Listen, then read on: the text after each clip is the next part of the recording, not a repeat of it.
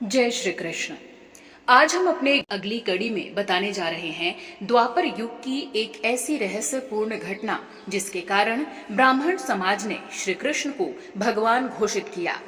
इस कथा का वर्णन शुक सुधा नामक ग्रंथ के 10वें स्कंद के 23वें अध्याय में वर्णित है, जो कि गीता प्रेस से प्रकाशित है। ये प्रसंग तब का है जब श्री कृष्ण और बलराम ब्रज में अपने बाल सखाओं के साथ बाल लीला कर रहे थे। मथुरा के राजा कंस के द्वारा श्री कृष्ण को मारने का हर प्रयास विफल हो चुका था। एक से बढ़कर एक महाबली राक्षस बालक श्री कृष्ण के हाथों मारे जा चुके थे, जिससे श्री कृष्ण की ख्याति सर्वत्र फैल चुकी थी और लोग श्री कृष्ण को भगवान का अवतार मानने लगे थे। किंतु ब्रज से कुछ दूरी पर ज्ञान वृद्ध ब्राह्मणों का एक गांव था जो वेद पाठी और कर्म कांड के ज्ञाता थे।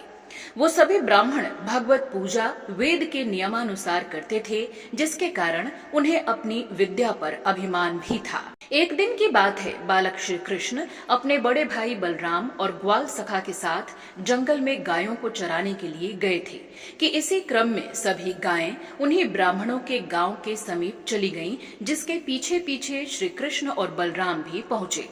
तभी श्री कृष्ण की माया से बलराम सहित सभी ग्वाल मंडली को भूख सताने लगी। भूख से पीड़ित ग्वाल सखाओं ने श्री कृष्ण से कहा कि हमें अत्यंत भूख लगी है, कुछ खाने का उपाय करो।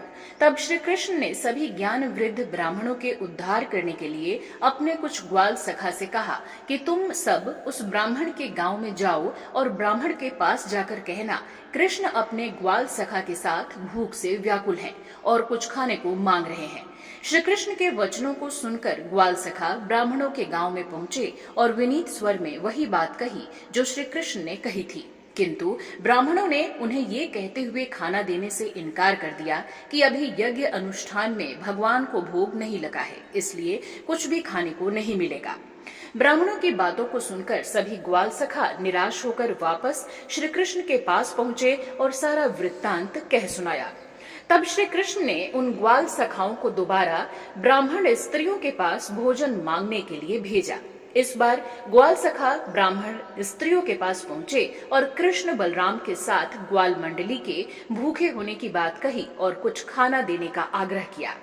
जैसे ही ब्राह्मण स्त्रियों ने सुना कि श्री कृष्ण जंगल में हैं और खाना मांग रहे हैं, तो वो सभी श्री कृष्ण के दर्शन के लिए लालायित हो उठी और यज्ञ के लिए बनाए गए भगवान के भोग का व्यंजन थाली में परोसकर ग्वाल सखाओं के साथ अपने पति और संबंधियों से विरोध कर जंगल में चल पड़ी। तो वहीं कुछ ब्राह्मणों ने अपनी पत्नियों को बलपूर्वक घर में कैद भी कर दिया।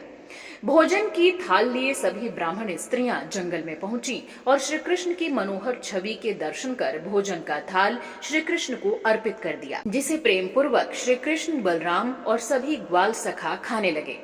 इतने में पत्नियों का पीछा करते हुए सभी ब्राह्मण भी जंगल में पहुंच गए, किंतु दूर से ही जब श्री कृष्ण के भोजन करने के दृश्य को इन ब्राह्मणों ने देखा तो दंग रह गए, क्योंकि वहां साक्षात भगवान विष्णु शेषनाग और अन्य देवताओं के साथ मिलकर भोजन ग्रहण कर रहे थे।